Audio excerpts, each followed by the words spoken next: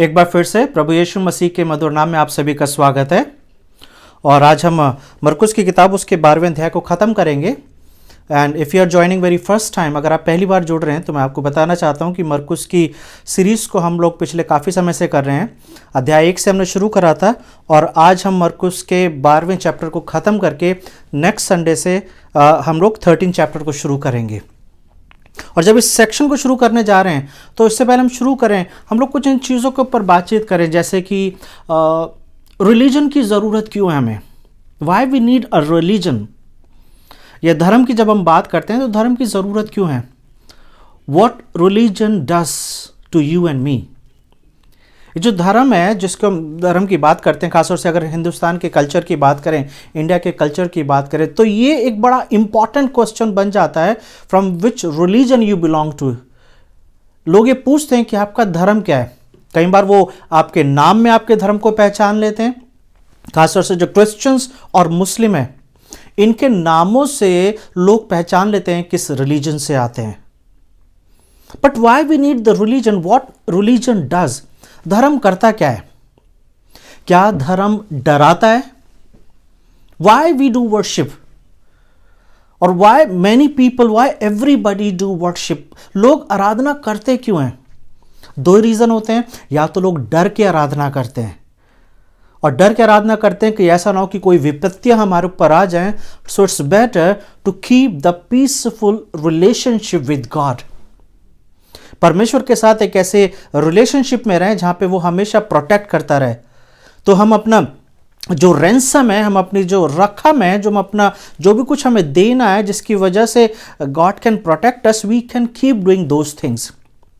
दूसरे तरीके के वो लोग हैं जो रिलीजन को इसलिए फॉलो करते हैं because they love their creator, because they love God, because they know, क्योंकि उन्हें पता है कि उनका बनाने वाला कौन है, इसलिए वो अपने बनाने वाले की आराधना करते हैं। इसलिए वो अपने बनाने वाले के साथ हमेशा एक अच्छे रिलेशनशिप में रहते हैं। तो इससे पहले कि हम आज के संदेश में जाएं, answer your self that why do you worship God. अपने आप को अब जवाब दीजिए कि क्यों आपको धर्म की जरूरत है, क्यों आप आराधना करते हैं, क्यों आप डर के करते हैं ताकि वो आपको बचा सके, या आप इसलिए करते हैं क्योंकि वो आपका सृष्टि करता है। कुछ ऐसी ही घटना यहां पर हो रही है। दूसरा चीज, मैं बहुत सारे मीटिंग्स में, बहुत सारे कन्वेंशंस में मैंने इस चीज को नोटिस करा है कि people are very status oriented. उनका स्टेटस उनके समाज में क्या है उसको वो मेंटेन करना चाहते हैं। अगर लोग किसी तरीके से उस स्टेटस को किसी तरीके से डाउन करते हैं या उनको उनके टाइटल से नहीं बुलाते हैं, दे फील वेरी ऑफेंडेड। खासतौर से हम अपने समाज की बात करें तो अगर कोई व्यक्ति है जो पास्टर है, अगर उसे पास्टर करके ना बुलाएं तो कई बार ऐसे लोग जो हैं वो इस चीज को बुरा मान जाते हैं कि हम पास्टर और हमें पास्टर करके नहीं बुलाया जा रहा है। So they love to hear pastor. मुझे याद है काफ़ी साल पहले मैं एक पास्टर्स कॉन्फ्रेंस में था और एक दूसरे को इंट्रोड्यूस किया जा रहा था, और जो एमसी थे जो सामने थे वो सबको इंट्रोड्यूस कर रहे थे, और एक व्यक्ति को पास्टर करके इंट्रोड्यूस नहीं करा, और उसके बाद वो दूसरे व्यक्ति को इंट्रोड्यूस करने लगे। तो ये जो व्यक्ति था जिनका परिचय जब दिया गया था सिर्फ उनके नाम के साथ दिया गया था, तो वो बीच में खड़े हुए और उन्होंने अपने नाम से पहले बोला कि मेरा नाम पास्टर सो एंड सो है। और मैं देख के हैरान हो गया था कि लोगों को यह सुनना अच्छा लगता है कि अगर वो पास्टर हैं तो उनको पास्टर करके ही एड्रेस किया जाए। क्या आप भी ऐसे व्यक्ति हैं, क्या आप भी ऐसे पास्टर हैं कि जब आपके बारे में कोई बातचीत करता है या आपका परिचय दिया जाता है तो आपको ये सुनना अच्छा लगता है कि ये पास्टर हैं?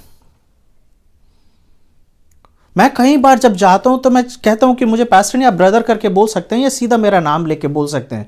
You don't have to call me pastor, call me brother, और call me just by my name Maxwell George, that is sufficient. Why people need title? यहां पे कुछ ऐसी ही घटना घट रही है, और उसी चीजों को हम देखेंगे किस तरीके से एक रिलीजन जो है, sometimes we can be the victim of a religion. हम अपने ही समाज में रहते हुए, अपने ही विचारधाराओं में रहते हुए, अपने ही धर्म में रहते हुए कई बार हम अपने ही धर्म के शिकार होते हैं।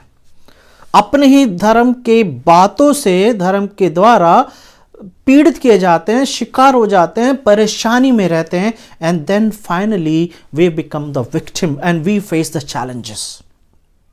तो इन सब विचारधाराओं के साथ हम आज के संदेश में जाएंगे, और इससे पहले हम प्रभु को हाथ में अपने आप को दें, ताकि प्रभु इस समय में हमारी सुधि ले, हमारी मदद करे, ताकि आज की टीचिंग, आज की जो प्रीचिंग है, आज की जो बाइबल स्टडीज के माध्यम से हमारे जीवन में सही विचार, सही बातें आ सके। आइए हम प्रार्थना करें। प्रभु, मैं आपका धन्यवाद देता हूँ आज के दिन के लिए एक बार फिर से, जबकि प्रभु हम इन बातों के ऊपर चर्चा कर रहे हैं जो प्रभु यीशु मसीह के द्वारा की गई। प्रभु तो मदद करें प्रभु, ताकि ये विचार जो है, जो बातें हम सीखते हैं आज मरकुस 12 से, ये प्रभु हमें शिक्षा दे सके, हमें बता सके, हमें संभाल सके, हमारी मदद कर सके, ताकि प्रभु हम सही मायने में अपने जीवन को जी सके। ऐसा जीवन जिए प्रभु जी जो आपको पसंद आता है, या जैसा आप चाहते हैं। हम अपने आप को आपके हाथ में देते हैं, और यही चाहते हैं प्रभु कि आज के वचन से आप हमसे बातचीत करें। यीशु के नाम से इस प्रार्थना को मांगते हैं, आमीन। हम पिछले काफ़ी समय से चैप्टर 12 को देख रहे हैं, अध्याय 12 को देख रहे हैं, और ये अध्याय 12 ऐसा लगता है कि यीशु की मिनिस्ट्री में इतने सारे जो दिन हैं, लगभग 3 या 3.5 साल की जो मिनिस्ट्री रही है, this was one of the longest day. Chapter 12 जब शुरू हुआ तो सबसे पहले हम देख रहे हैं कि यीशु जो है एक दृष्टांत को सुना रहे हैं कि जहाँ पे कुछ किसान हैं और एक धनी व्यक्ति है, वो किसानों को उसकी जगह को दे के वो चला जाता है। फिर एक एक करके जब वो अपने सेवकों को भेज रहा है तो किसान उसे मारते हैं और उसको पीटते हैं, कईयों को मारते हैं, कईयों को पीटते हैं, कईयों को जान से मार देते हैं। फिर हमने देखा था कि फरीसी आके ये सवाल पूछ रहे हैं whether we should pay tax और नॉट, कर देना चाहिए कि नहीं देना चाहिए। Then we saw the Sadducees came, पहले फरीसी आए, फिर सदूकी आए, और सदूकी आके ये पूछ रहे हैं कि रिजरेक्शन के बाद ये जो सारे लोग मर गए हैं और ये स्त्री भी मर गई है, सो ये फाइनली किसकी पत्नी कहलाएगी। फिर उसके बाद हमने देखा कि एक शास्त्री आया और शास्त्री ने ये पूछा कि सबसे महान आज्ञा क्या है। वो जो 613 आज्ञाएं दी गई हैं पुराने नियम के अंदर, उन 613 आज्ञाओं में से सबसे बड़ी आज्ञा कौन सी है। और फाइनली हमने देखा कि किस तरीके से एक रॉन्ग एटीट्यूड फरीसियों का दिखाई दे रहा है। पिछले हफ्ते में यही हम बात कर रहे थे कि यीशु के ऊपर यह सवाल उठाया जा रहा है कि वो किसकी संतान है। शास्त्रियों के द्वारा जो टीचिंग दी गई थी, उसमें टीचिंग में यह बताया गया था कि मसीहा जो है, जो अनॉइंटेड है, जो क्राइस्ट है, he would be the son of David. और यीशु की आइडेंटिटी को लेकर सवाल पूछा जा रहा था, और वहां पे यीशु मसीह शिक्षा दे रहे हैं। और आज जब हम देखेंगे अध्याय 12 और उसको 38 से लेके 44 तक, book of Mark chapter 12, and today we will see from verse 38 till the end. और जब हम इसको देखने जा रहे हैं तो यहां पर दो तरीके की बातें की जा रही हैं। पहले यहां पर यीशु शास्त्रियों की बातें कर रहे हैं, और उसके बाद यीशु जो है एक कंगाल विधवा की बात कर रहे हैं। तो जब शास्त्रियों की बातें कर रहे हैं तो यहां पर यीशु पूछ रहे हैं, बात कर रहे हैं। और पहली चीज मैं आपको बताना चाहता हूं, जब हम इस सेक्शन की स्टडी कर रहे हैं, this is the last section where Jesus is standing with the public.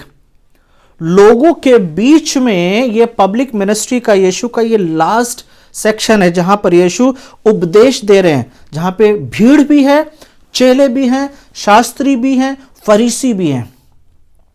This is the Wednesday, ये बुधवार का दिन है, क्योंकि इसके बाद ठीक यीशु जो है वो आगे जा रहे हैं और वहां पे पकड़वाए जाएंगे बहुत जल्दी।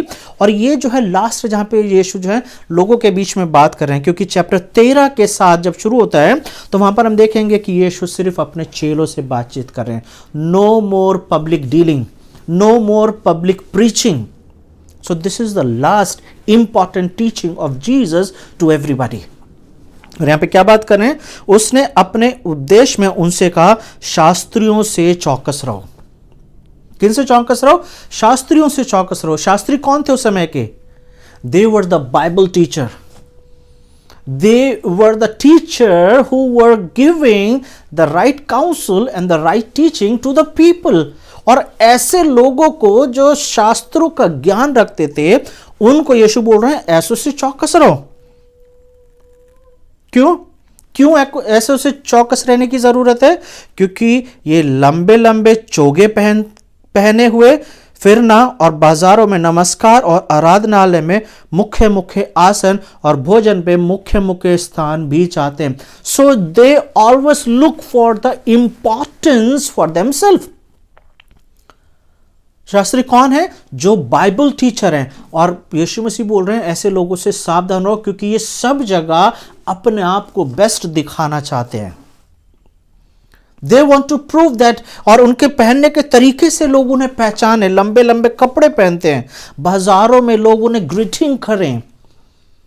आपने देखा हो कहीं पर प्रेज द लॉर्ड पास्टर, मतलब कि बाजार में अगर जा रहे हैं तो लोग जो हैं इनको पहचाने और इनको नमस्कार करें. इस तरीके की इनकी विचारधारा रहती है. आराधनालय में जब ये जाते हैं तो इनकी एक अलग से पोजीशन है, अलग से जगह होती है. और अगर किसी के घर पे खाने पे गए हैं तो वहां पे भी इनको बेस्ट प्लेस चाहिए होता है. इनको बेस्ट प्लेस दिया जाता है, क्योंकि टीचर्स जो हैं सबसे ज्यादा वैल्यूएबल माने जाते थे जिस वक्त यीशु मसीह आए हैं. Because they had the right teaching. लेकिन यहां पर यीशु मसीह इन्हीं लोगों को कंडेम कर रहे हैं, डिनाउंसिंग अबाउट द स्क्राइब्स. और अगर आप मत्ती का उसका 23वां अध्याय देखेंगे, मैथ्यू चैप्टर 23, तो यहां पे तो सिर्फ 2 वर्सेस के अंदर, 3 वर्सेस के अंदर यीशु मसीह ने इनके बारे में बोल दिया है. लेकिन अगर आप मत्ती के 23 को देखेंगे तो वहां पर एक लंबा पूरा चैप्टर जो है इसके बारे में लिख रहे हैं. और वहां पर यीशु मसीह ने श्राप दे रहे हैं, बोल रहे हैं हाय तुम पर शास्त्रियों और फरीसियों, हाय तुम पर शास्त्रियों और फरीसियों. बार बार ये चीजें बोली जा रही हैं. लुका भी इस चीज को इसी तरीके से बोल रहा है लुका 20 में, जहां पर वो शास्त्रियों के बारे में बहुत छोटा सा सेक्शन दिया गया है. But Matthew is giving the detailed information about the words and the denouncing that Jesus is saying to these people. क्यों इनसे ऐसे इस तरीके से इनसे बचने की जरूरत है? क्यों इनके ऊपर हाय है? क्योंकि वहां पे क्या लिखा हुआ है 40वें वर्ष में, वे विधवाओं के घरों को खा जाते हैं. ये विधवाओं के घरों को खा जाते हैं. Can you imagine? They are the teacher, Bible teacher. ये वो लोग हैं जो, और अगर आप मत्ती की किताब में पढ़ेंगे तो और लुका की किताब में पढ़ेंगे तो वहां पर इन लोगों को झूठे शिक्षक बोला गया है. झूठे शिक्षक कौन होते हैं? ये वो होते हैं कि दिखाने के लिए बड़ी देर तक प्रार्थना करते हैं, लंबी लंबी प्रार्थना करते हैं. ये जो भी कुछ करते हैं वो दिखाने के लिए करते हैं. क्यों बड़े चोगे पहनते हैं? ताकि ये पहचाने जाएं. और अगर नहीं पहचाने जाएंगे तो ये लोगों को अपनी पहचान कराते हैं कि मैं पास्टर हूं या मैं टीचर हूं. और अगर आप मुझे नहीं पहचान रहे हो या मुझे मेरे टाइटल से मेरा आदर नहीं कर रहे हो तो मैं गुस्सा हो सकता हूं. और ये इनको लोग बहुत ज्यादा धन संपत्ति देते थे, गिफ्ट्स देते थे, क्योंकि ये इंपॉर्टेंट पीपल माने जाते थे. लेकिन यहां पे 40वीं वर्ष कैसे खत्म हो रही है? ये अधिक दंड पाएंगे, ये अधिक दंड पाएंगे. तो अगर आप टीचर हैं या आप शिक्षक हैं जो बाइबल पढ़ाते हैं, सिखाते हैं, तो आपके लिए चेतावनी है. याकूब की किताब भी कुछ इसी तरीके से बोल रही है. याकूब उसका 3रा अध्याय और कुछ वर्सेस पढ़ रहा हूं. जेम्स चैप्टर 3, हे मेरे भाइयों, तुम में से बहुत उपदेशक ना बने, क्योंकि जानते हो कि हम उपदेशक और भी दंड पाएंगे. तो जब न्याय का समय आएगा, जब न्याय का दिन आएगा, तो बाइबल की ये सारी वर्सेस को देख के ऐसा लगता है कि न्याय की शुरुआत उपदेशकों से होगी, टीचरों से होगी, स्क्राइब्स होगी. आज के कॉन्टेक्स्ट में वो पास्टर्स हो सकते हैं, वो बाइबल टीचर हो सकते हैं. तो अगर आप इस कैटेगरी में पाए जाते हैं, so you have to be very careful. और अगर आप इस कैटेगरी में नहीं पाए जाते हैं, देन यू हैव टू सी कि आप किन को फॉलो कर रहे हो, किस तरीके से फॉलो कर रहे हो. ये वो लोग हैं जो धर्म को इस तरीके से पेश करते हैं कि जहां पर लोग डर के इनके द्वारा विधियों को करते हैं, डर के द्वारा वो सारे बातों को करते हैं ताकि वो परमेश्वर को प्रसन्न कर सकें. और कई बार यीशु मसीह की टीचिंग में, हम मरकुस की किताब में यीशु मसीह बार बार बोलते हुए आए हैं कि फरीसियों के और शास्त्रियों के खमीर से बचने की ज़रूरत है। ये जो मिलावट करते रहते हैं, इसलिए मत्ती 23 अगर आप स्टडी करते हैं तो वहाँ पर देखेंगे इन लोगों को किस तरीके से यीशु मसीह क्या क्या शब्दों को इस्तेमाल कर रहे हैं। लेकिन जब हम 41वीं वर्ष से देखते हैं तो यहाँ पर ऐसा लगता है कि ये सेक्शन कुछ और है, लेकिन ये वही सेक्शन है जो हम ऊपर से पढ़ रहे थे। यहाँ पे लिखा, क्योंकि आगे लिखा हुआ है, वो मंदिर के भंडार के सामने बैठकर देख रहा था कि लोग मंदिर के भंडार में किस प्रकार पैसे डालते हैं, और बहुत से धनवानों ने बहुत कुछ डाला। इतने में एक कंगाल विधवा ने आकर 2 डमड़ियां जो एक अधेले के बराबर होती है डाली। तब उसने अपने चेलों को पास बुलाकर उनसे कहा, मैं तुमसे सच कहता हूं कि मंदिर के भंडार में डालने वालों में से इस कंगाल विधवा ने सबसे बढ़कर डाला है। अगर आप ये सेक्शन को पढ़ेंगे तो ऐसा लगता है कि ऊपर यीशु शास्त्रियों की बात कर रहे थे और फिर उसके बाद यीशु एक विधवा की बात कर रहे हैं। लेकिन अगर आप ध्यान से देखेंगे तो वहां पर भी यीशु विधवाओं की बात कर रहे थे। जैसे कि 40वीं वर्ष में क्या लिखा था, वे विधवाओं के घरों को खा जाते हैं। मरकुस 12 के 40 में लिखा है, विधवाओं के घरों को खा जाते हैं। तो यीशु ने यहां पर यह दृष्टांत बोला और उसके बाद उसी घड़ी पे उसी पल यीशु वहां से अपना उपदेश देके बैठ गए मंदिर में, ये देखने के लिए कि क्या क्या गतिविधियां चल रही हैं। और फिर एक विधवा आ रही है जो एक कंगाल है, और यहां पर ऐसा लिखा हुआ है कि धनवानों ने आकर बहुत कुछ डाला। कैसे डालते थे, आपके स्क्रीन पे एक इमेज आएगी जिसे आप देख सकते हैं, लेकिन मैं आपको थोड़ा सा फर्क तरीके से बताऊंगा कि कैसे समझा जाता है कि कौन ज्यादा डालता था, कौन थोड़ा डालता था। वो जो धन डालने का जो एक होता था, वो जो जिसको कैपिलरी बोलते हैं शायद, उसके अंदर जब वो डालते थे तो उसके अंदर पैसे गिरने की आवाज आती थी, और जिसके पैसे गिरने की ज्यादा आवाज आती थी, आसपास के लोग जो खड़े हुए हैं या शास्त्री लोग जो खड़े हुए हैं या फरीसी लोग जो खड़े हुए हैं, उन्हें पता चल जाता था कि इसने बहुत कुछ डाला है, क्योंकि आवाज से पता चलता था। तो हमारे यहाँ चर्चेस में कई बार वो ऑफरिंग बैग लेके जाया जाता है और ऑफरिंग कलेक्ट की जाती है, लेकिन ये वो समय है जिस वक्त करेंसी के नाम पे केवल कॉइन्स थे और कॉइन्स ही जमा किए जाते। तो जो मंदिर में जो कॉइन्स डाले जाते थे, आप इस तरीके से समझ लीजिए कि जिस तरीके से मान लीजिए कि ये बकेट है और इस बकेट के अंदर मैं ये जो कॉइन्स डाल रहा हूं, तो इनकी आवाज कैसी आ रही है।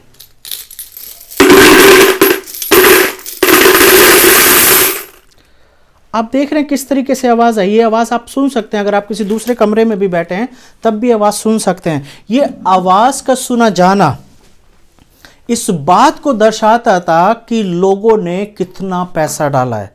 तो धनी व्यक्ति जब थे, जब वो उस खजाने में, मंदिर के खजाने में पैसे डालते थे, तो उनके द्वारा गिराया गया पैसा बहुत आवाज करता था, और जब वो आवाज करता था तो मंदिर के सभी लोगों को यह पता चल जाता था कि इस व्यक्ति ने बहुत कुछ डाला है, बहुत सारे कॉइन्स डाले हैं, बहुत सारा पैसा डाला है।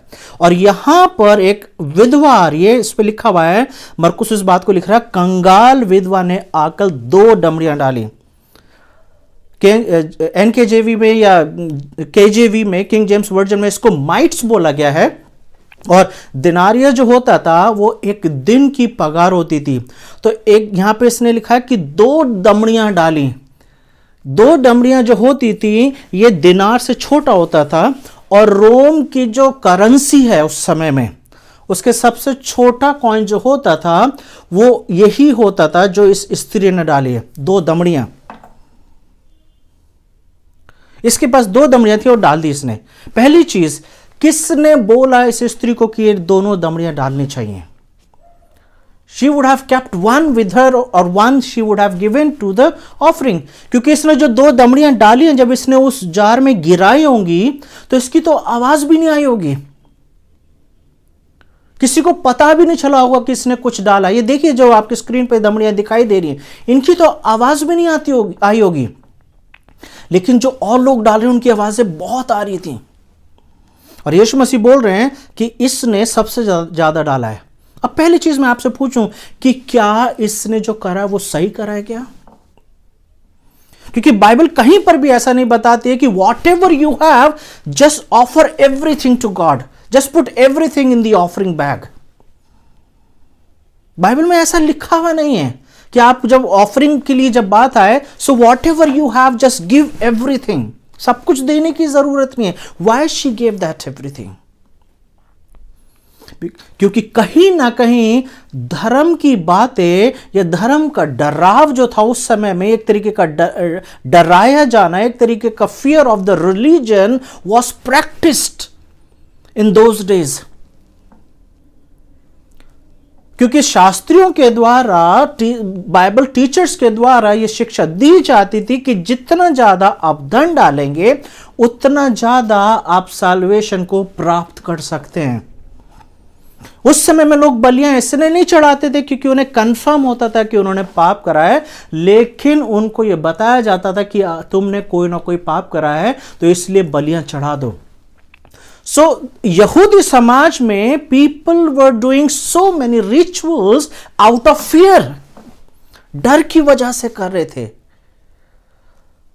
यहां पे ऐसा लिखा हुआ है, फिर से मैं पढ़ देता हूं 42वें वर्ष से। इतने में एक कंगाल विधवा ने आकर 2 दमड़ियां जो एक अधेले के बराबर होती हैं डाली।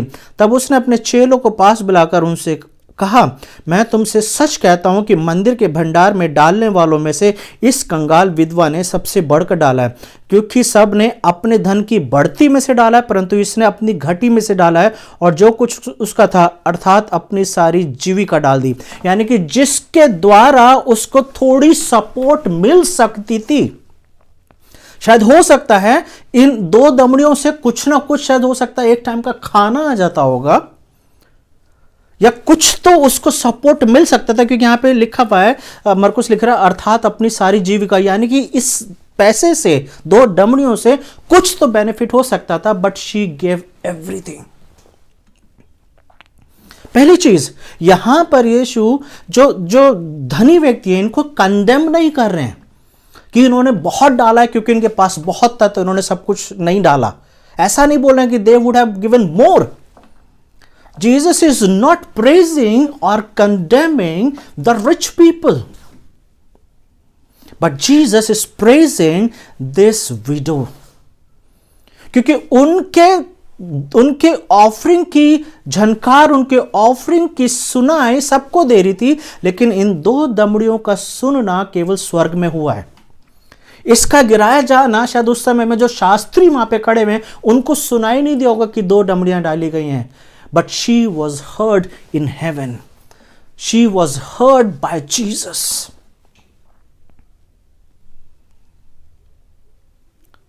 Why she did that? क्योंकि कहीं ना कहीं जैसे कि यीशु मसीह ने बोला 40वें वर्ष में, ये विधवाओं के घरों को खा जाते हैं। जब उस समय में विधवाओं का, खासतौर से अगर हस्बैंड नहीं है और चिल्ड्रन भी नहीं है, तो उनकी प्रॉपर्टी, उनका जो भी कुछ होता था, ये शास्त्री डरा के अपनी टीचिंग से, व्यवस्था की बातों को दिखा के उनका सब कुछ ले लेते थे। तो यीशु झूठ नहीं बोल रहे हैं यहां पर कि ये शास्त्री लोग जो हैं विधवाओं के घरों को खा जाते हैं। Jesus never lied and he is not lying even in this context. Religion के द्वारा डराया जाना एक आम बात है। बाइबल का सहारा लेके कांग्रीगेशन को या चर्च को या लोगों को डराना बहुत आसान हो सकता है अगर आपके पास ज्ञान है तो। और इसलिए यीशु मसीह बोल रहे हैं 40वीं वर्ष जब खत्म हो रही है, वे अधिक दंड पाएंगे अगर आप उनमें से ऐसे हैं। So this is for you, this is the warning for you. आपने कई बार सुना होगा कि पुलपिट से जब प्रीचिंग की जा रही होती है तो कई बार वो प्रीचिंग किसी को टारगेट करके की जा रही होती है। ये Bible is not just to use to target people. You are not suppose to use Bible to target people. Bible का इसलिए इस्तेमाल नहीं करना है कि लोगों को टारगेट करना है। दूसरा तीमुथियुस 3:16 में लिखा हुआ है, बाइबल इसलिए दी गई है ताकि इसके द्वारा हमें शिक्षा मिले और परमेश्वर के वचन में और एक सिद्धता की तरफ बढ़ सके। लेकिन यहां पर यीशु बोल रहे हैं, उपदेशकों से चौकस रहो। बाइबल टीचरों से चौकस रहो, क्योंकि वो गलत टीचिंग दे देते हैं। क्यों लंबी प्रेयर करते हैं? क्या रीजन है लंबी प्रेयर करने का? भूमिका बांध रहे होते हैं परमेश्वर के सामने अपनी बात को रखने के लिए। If you have a right relationship you will straight forward, you will prayer. आपने याबेस की प्रार्थना देखी है इतिहास में, इतिहास 9 में, वहां पे सिंपल तरीके से वन लाइनर प्रेयर है। कोई ऐसा नहीं है बहुत लंबी चौड़ी प्रेयर की जहां पे भूमिका बांध रहे हैं या एक्सप्लेन कर रहे हैं परमेश्वर को, जस्ट वन लाइनर प्रेयर। लेकिन यहां पे लिखा हुआ है दिखाने के लिए ये लंबी लंबी प्रेयर करते हैं।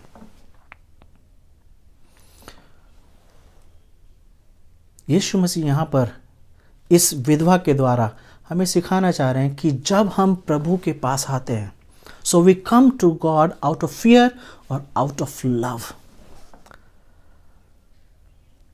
यीशु मसीह ने कुछ से पहले हम देख रहे थे कि जब यीशु मसीह मंदिर में आए तो मंदिर में आके उन्होंने सब तहस नहस कर दिया था, और वहां पर यीशु मसीह ने बोला था ये मेरे पिता का घर है, लेकिन तुमने इसे डाकुओं की खो बना दिया है। और यहां पर यीशु जिस डाकुओं की खो में यहां पर बैठे हुए हैं, यीशु मसीह इस बात को देख रहे हैं that everybody is giving money to the dens of robbers. जो डाकुओं की खो है उसमें सभी लोग आके धन डाल रहे हैं, उनको बेनिफिट होगा कि नहीं होगा उन्हें नहीं पता है। इस विधवा ने भी आकर इन डाकुओं की खो में ही सारा पैसा डाल दिया है, नहीं पता कि आगे इसका बेनिफिट क्या होगा, but she gave everything what she had. मैं क्यों डाकुओं की खो बोल रहा हूं? क्योंकि जब आप 13वें चैप्टर को पढ़ते हैं, मैं 13वें चैप्टर की 2 वर्सेस भी पढ़ देता हूं। जब वो मंदिर से निकल रहा था तो उसके चेलों में से एक ने उससे कहा, हे गुरु देख कैसा विशाल पत्थर और कैसे भव्य भवन है। यीशु ने उनसे कहा, क्या तुम ये बड़े बड़े भवन देखते हो? यहां पत्थर पर पत्थर भी बचा ना रहेगा जो ढाया ना जाए। So basically Jesus is saying this temple is going to destroy soon. This temple has nothing but the robbers of den. ये डाकुओं की खो है, इससे ज्यादा कुछ नहीं है जिसे तुम बोल रहे हो कि बहुत आलीशान है। इसकी नक्कारी देखो, इसके डेकोरेशन देखो, इस पे गोल्ड लगा हुआ है वो देखो, इसका कितना अच्छा संगमरमर लगा हुआ है वो देखो। Jesus is saying this is nothing just a Dane of robbers.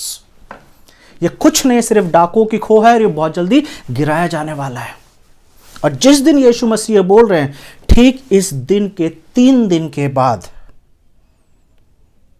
3 या 4 दिन के बाद ये मंदिर जो था वहां का पर्दा बीच में से फट गया। So what Jesus is saying, he is giving very important teaching to his disciples and to the people. पहली चीज, why do you come to church?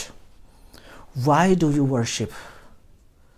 आप आराधना इसलिए करते हैं क्योंकि आप डरते हैं परमेश्वर से, या आप आराधना इसलिए करते हैं क्योंकि आपको इस बात का एहसास है कि आपका बनाने वाला परमेश्वर है, आपका बनाने वाला प्रभु यीशु मसीह है, आपको उद्धार देने वाला प्रभु यीशु मसीह है, आपको अनंत जीवन देने वाला प्रभु यीशु मसीह है, आपको पापों की क्षमा देने वाला प्रभु यीशु मसीह है।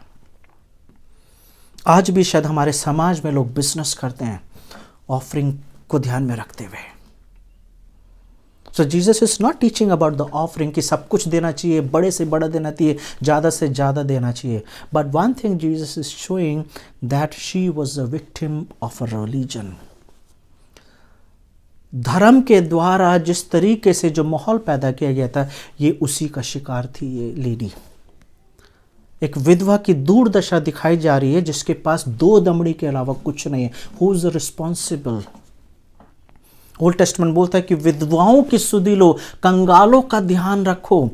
ये शास्त्री तो हैं, मंदिर तो बहुत सुंदर बना हुआ है, लेकिन कंगालों का और विधवाओं का ध्यान नहीं रखा जा रहा है।